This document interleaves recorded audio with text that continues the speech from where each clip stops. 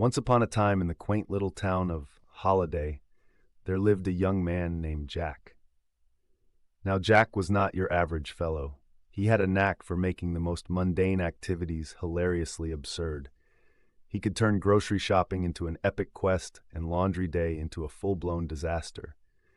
The townsfolk often wondered if he had a secret mission to make them laugh, or if he simply lived his life as a cartoon character. One sunny Saturday morning, Jack decided it was high time for an adventure. He gathered his friends, a motley crew of oddballs, including a squirrel whisperer named Wayne, a conspiracy theorist named George, and an enthusiastic, good old country boy named Bubba.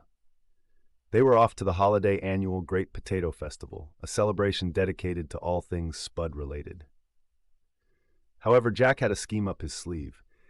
He would enter the potato costume contest dressed as a baked potato, because, of course, what could be funnier than that? As they arrived at the festival, Jack donned his baked potato costume, which was essentially a giant, fluffy beige sack with big eye holes. The outfit was so oversized that he tripped over it while trying to navigate through the crowd. With each stumble, he made exaggerated stomach gas-releasing noises, causing onlookers to double over in laughter. "Look! It's the great half-baked potato," Stanley shouted, and soon everyone joined in the game, make their own imaginary potato gas sounds. But the real comedy came when Jack decided he needed to blend in with the other potato-themed entries.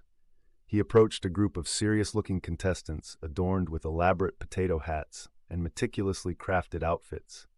"Hello, fellow potatoes," he bellowed, attempting to sound potato-like. The contestants stared at him, half amused and half horrified, unsure if they should laugh or report him to the police officers attending festival. Meanwhile, Bubba started working on a giant Mr. Potato sculpture, using sweet potatoes. For some reason it smelled really funny. People would hold their noses as they walked by, but no one was laughing. As the contest began, Jack had an idea that could only be described as wildly reckless.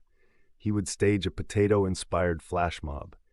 He whispered his plan to his friends, who, fueled by the spirit of fun and possibly a bit too much doctored festival lemonade, agreed.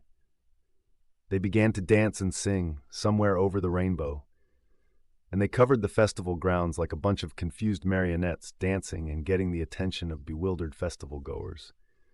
Mid-dance, Jack suddenly slipped on a rogue potato peel. In what can only be described as a series of unfortunate events, he launched himself into the air, flipping over like a potato on a roller coaster.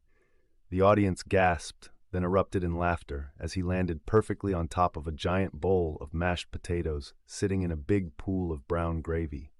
"I meant to do that!" he exclaimed, striking a triumphant pose with his arms raised in the air. Jack said that the potatoes and gravy tasted really good. As the contest wrapped up, the judges struggled to maintain their composure, trying to evaluate the costumes while stifling giggles. In the end, they couldn't resist giving Jack a special award for Best Unintentional Comedy.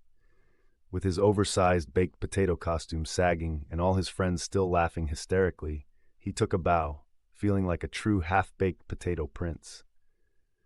With the festival winding down, Jack and his crew left a trail of giggles in their wake. On their way home, they couldn't stop reenacting the day's absurdity. "What's next? A spaghetti costume for the pasta parade at Birdsong Lake," George suggested, his eyes glinting with mischief. And so Jack continued his reign as the funniest young man in Holiday, always ready to transform the ordinary into the extraordinary, one outrageous idea at a time. The little town would never be the same, and neither would the world of potatoes. And by the way, Holiday never had another annual potato festival again. The above story never happened, except in my mind's eye. All the names were changed to protect the innocent. Holiday was my hometown, where I grew up, and there never was a great potato festival. A merry heart doeth good like a medicine. Proverbs 17:22a. Thanks for watching my videos. Please like, share, comment, and subscribe or follow. And don't forget to click that notification bell. This is Pastor Mack Johnson saying, may Jesus bless and keep you in his care. Amen.